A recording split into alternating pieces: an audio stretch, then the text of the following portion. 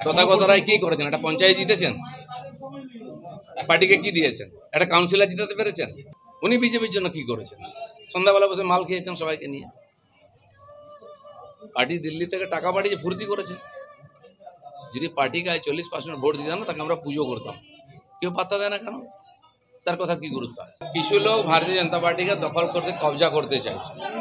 পুরনো কর্মীরা সব বসে গেছে, তারা কষ্টের মধ্যে আছে। এরা যদি যোগ্য হতো, পার্টি হেরে যাচ্ছে কেন? পার্টি প্রত্যেক ইলেকশন হারছে, বাই ইলেকশন থেকে পঞ্চায়েত, মিউনিসিপ্যালিটি, পার্লামেন্ট ইলেকশন হেরে যাচ্ছে কেন? যাদের কোনো ক্রেডিবিলিটি নেই, সমাজে পরিচিতি নেই, তারা পার্টিকে কবজা করতে চাইছে। পার্টির মধ্যে যে কর্মীরা পুরনোরা আছেন, তারা আজকে সাইডে চলে গেছেন। তো এই যে কবজা করার যে রাজনীতি, অনেক লোক এসে চলে গেছে, এরাও কিছুদিন পরে চলে যাবে। রাজ্য রাজনীতিতে যে জিনিসটা দেখা যেত গোষ্ঠীদ্বন্দ্বের বিষয়, তৃণমূলের শাসক দলের গোষ্ঠী, হ্যাঁ, টিএমসির লোকেরা যারা এসছে, সে কালচারটাই নিয়ে এসছে গোষ্ঠীদ্বন্দ্বে। পার্টিতে বিজেপির মধ্যে সবাই আদর্শবাদী, কোনো গোষ্ঠীদ্বন্দ্ব নেই, এখানে কোনো ব্যক্তি পুজো হয় না। সেক্ষেত্রে আপনার ঘরানার যে সময়কার রাজনীতি নিয়ে সেক্ষেত্রে তথাগত রায়ও পড়েন, তিনি আজকে একরকম। তথাগত রায় কি করেছেন? একটা পঞ্চায়েত জিতেছেন, পার্টিকে কি দিয়েছেন? একটা কাউন্সিলর জিতাতে পেরেছেন? কি করেছেন পার্টির জন্য? 4%-এর পার্টি বিজেপি, আজ 40% হয়েছে। কষ্ট হচ্ছে কেন? বলো, আনন্দ হওয়া উচিত। আমার তো আনন্দ হচ্ছে, আমি পার্টি দাঁড় করিয়েছি, আজকে নতুন নেতারা এসে নেতৃত্ব করছে। পার্টি জিতলে আমাদের আনন্দ হয়, জিতুক পার্টি। যারা পার্টি বাড়লে কষ্ট হয়, তারা কি করে বিজেপির লোক হতে পারে? আজকের দিনে দাঁড়িয়ে তথাগত রায় যেখানে আপনি বলছেন যে বিজেপিতেই এখনো আছেন বা বিজেপি ছাড়বেন না কখনো, সেখানে আপনাকে বলা হচ্ছে আপনি চলে গেলে আপদ বিদায় হবে। উনি বলার কি? উনি বিজেপির জন্য কি করেছেন? সন্ধ্যাবেলা বসে মাল খেয়েছেন সবাইকে নিয়ে। পার্টি দিল্লি থেকে টাকা পাঠিয়ে ফুর্তি করেছে। যদি পার্টিকে 40% ভোট দিতাম না, তাকে আমরা পুজো করতাম। কেউ পাত্তা দেয় না কেন?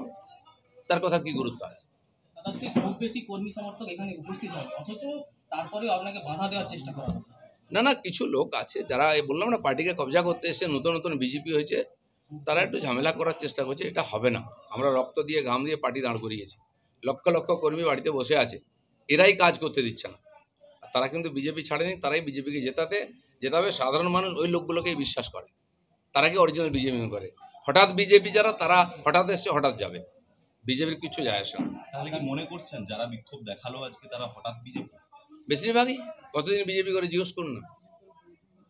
এর মধ্যে তো বিধায়ক পদে দাঁড়িয়েছিলেন এমন লোকও রয়েছে। বিধায়ক যারা হয়, তারা মেম্বারও নেই পার্টির। মেম্বার থাকে না, সে এসে পার্টির বিধায়ক দাঁড়িয়ে যায়। বাবুল সুপ্রিয় মেম্বার হয়েছিল, এমপি হয়েছিল, মন্ত্রী হয়েছিল। তমলুক সাংগঠনিক জেলার সহসভাপতি আছে, তাতে কি হয়ে গেছে? কোটাতে বহু লোক সহসভাপতি হয়েছে। কতদিন আগে বিজেপি আমাকে কালো ঝান্ডা দেখিয়েছে তমলুকে, সে আমার পার্টির নেতা আছে। এরকম বহু লোক আছে, জিএস হয়ে গেছে। তার মানে সে বিজেপি হয়ে গেল নাকি? যুব মোর্চা নয়, ওখানে কিছু ধান্দাবাজ লোক আছে, তাদের আমি চিনি। যুব মোর্চা কিছু নয়, ওরাই দালাল আছে। আজকে পরিষ্কার হয়ে যাচ্ছে, যেহেতু আমি কার্বলিক অ্যাসিড দিয়ে দিচ্ছি গর্তে, না, সব সাপ ও ব্যাং বেরিয়ে পড়েছে। আসল কথাটা বলেছে দিলীপ ঘোষ, আর দিলীপ ঘোষ বলবে, কারণ দিলীপ ঘোষ প্রাণ দিয়ে পার্টি দাঁড় করিয়েছে। আরো একটা বিষয়, কৌস্তব বাগচি বলছে সেখানে আপনার মানে হোটেলে আপনাকে আমন্ত্রণ ভালো করানো হয়েছে সরকারের তরফ থেকে, যে কারণেই আপনি গেছেন। কৌস্তব বাগচি ছিল নাকি ওখানে? কৌস্তব বাগচি কি করেছে? কে পাত্তা দেয়? কোন পার্টি থেকে এসেছে? হঠাৎ বিজেপি 4 দিন এসে গামছা বেঁধে নেতাগিরি হয়ে গেল। সে জানে দিলীপ ঘোষ কি খায়, কোথায় থাকে। যাদের সঙ্গে থেকেছ, সেই কালচার নিয়ে থাকো। আর ভবিষ্যতেও তো এরকম একাধিক যা আজ থেকে শুরু হলো, একাধিক বিক্ষোভের সম্মুখীন হতে হবে হয়। আরে অনেকবার টিএমসিও লোক দিয়ে আমাকে বিক্ষোভ করাতো, রোজ কালো পতাকা দেখাতো। তারা কোথায় আছে? আর দিলীপ ঘোষ কোথায়? এদের বিক্ষোভ কি তাদের সাথে সব একটু আঁচের দিন ভিজরে সবুজ বেরোবে, উপরে গরুয়া হলে কি হবে? কিছু আমাদের লোকেরাও একটুখানি হতাশ হয়ে গিয়ে এগুলো করছে। তারা জানে বিজেপি কত কষ্ট করে দাঁড় করা। আরেকটা জিনিস, আমি এখানে গ্রামে গ্রামে গিয়ে বিজেপি দাঁড় করিয়েছি, আমার পাশে দাঁড়িয়ে আছে না।